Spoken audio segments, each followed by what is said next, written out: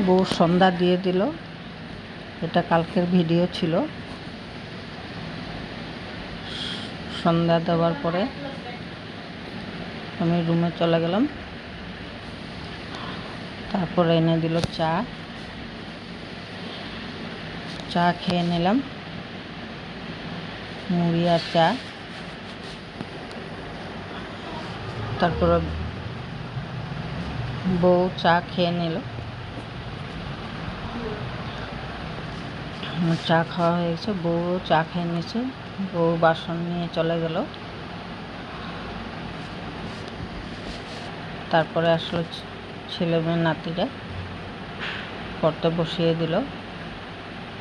Tiffin খাওয়িয়ে নাতিরা পড়াশোনা করছে। ওদেরও পড়াশোনা হয়ে গেল।